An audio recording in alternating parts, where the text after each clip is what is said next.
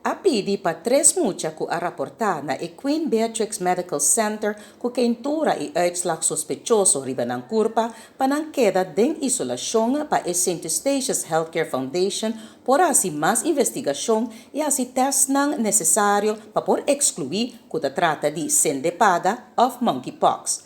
E mestra ng Abay Holanda, ita estima ku ta resibi e resultado ng denter di 1 pa 12 mang back for di Holanda.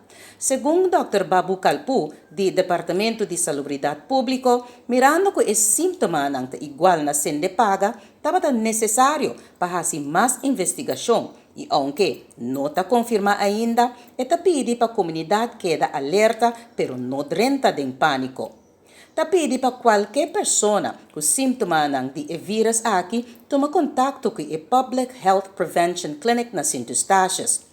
Monkeypox ta umalesa contagioso di categoria A e essa que danifica ko eta di suma importância para a salubridade público e St. Eustatius Healthcare Foundation mestre raportar qualquer caso imediatamente na autoridade de salubridade local e internacional.